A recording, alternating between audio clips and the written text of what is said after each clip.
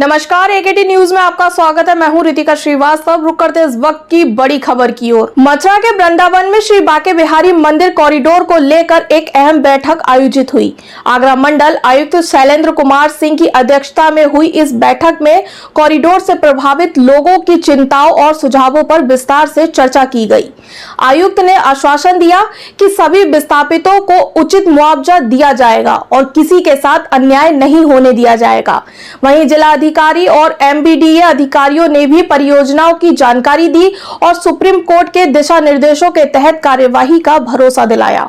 वृंदावन श्री बांके बिहारी मंदिर कॉरिडोर योजना को लेकर सोमवार को वृंदावन स्थित पर्यटक सुविधा केंद्र में एक अहम बैठक आयोजित की गई। बैठक की अध्यक्षता आगरा मंडल आयुक्त शैलेंद्र कुमार सिंह ने की। बैठक में डीआईजी शैलेश कुमार पांडे, जिलाधिकारी चंद्र प्रकाश सिंह, एमबीडीए उपाध्यक्ष एसबी सिंह, एसएसपी श्लोक कुमार, नगर आयुक्त जग प्रवेश, एसपी सिटी सहित जनप्रतिनिधि और स्थानीय व्यापारी, सेवायत गण और अन्य गणमान्य लोग उपस्थित रहे। बैठक में श्री बांके बिहारी मंदिर कॉरिडोर से प्रभावित होने वाले लोगों की समस्याएं, आशंकाएं और सुझाव सुने गए। एमबीडीए उपाध्यक्ष एसबी सिंह ने परियोजना की विस्तृत जानकारी प्रस्तुत करते हुए बताया कि उच्चतम न्यायालय में चल रही कार्यवाही के बारे में उन्होंने स्पष्ट किया कि किसी भी भावनाओं या हितों को ठेस नहीं पहुंचाई जाएगी। जिलाधिकारी चंद्र प्रकाश सिंह ने सभी सवालों का संतोषजनक उत्तर दिया। वहीं आयुक्त शैलेंद्र कुमार सिंह ने आश्वस्त किया कि सभी समस्याओं को संज्ञान में लेकर समाधान निकाला जाएगा और हर प्रभावित व्यक्ति को उचित मुआवजा प्रदान किया जाएगा। डीआईजी शैलेश कुमार पांडे ने भी कहा कि कॉरिडोर निर्माण कार्य में किसी भी व्यक्ति के साथ अन्याय नहीं होने दिया जाएगा।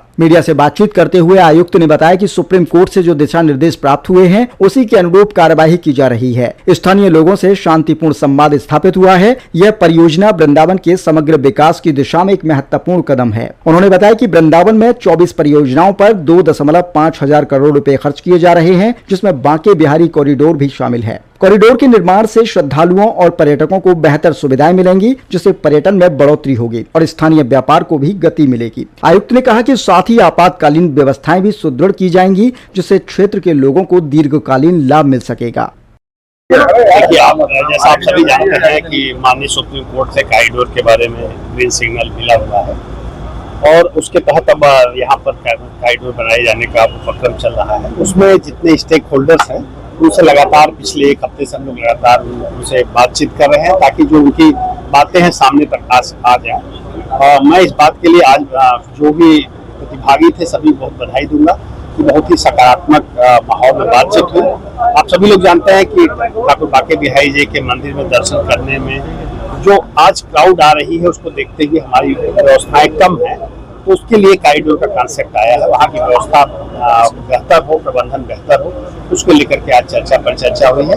और आपके माध्यम से मैं सभी जो वहाँ के विस्थापित लोग होंगे लगभग 5 एकड़ में, उनके लिए प्रॉपर कंपनसेशन की भी बात रखेंगे। जिनके व्यवसाय जाएंगे उनके लिए हम लोग उनके लिए भी अलग से व्यवस्था कर रहे हैं।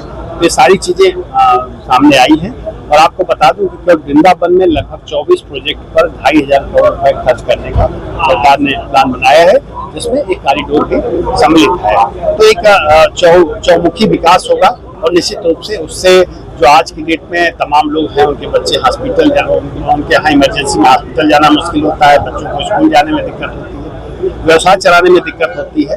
इन समस्याओं का निदान होगा और जो श्रद्धालु जन लाखों की संख्या में यहाँ आते हैं उनको भी कहीं न कहीं एक बेहतर एहसास होगा कि अपने प्रिय ठाकुर बांके बिहारी जी का अच्छे से दर्शन करना है, उनको भी एक सुखद एहसास होगा।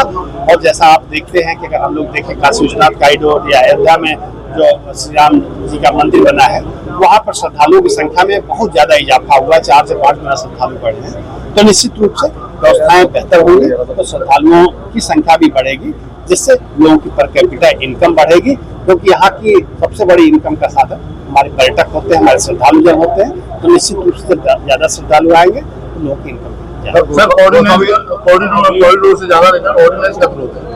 कॉरिडोर का लोग कम ग्रोथ कर रहे हैं। दोनों एक दूसरे से इंटरलिंक चीजें हैं, दोनों अलग चीजें नहीं है।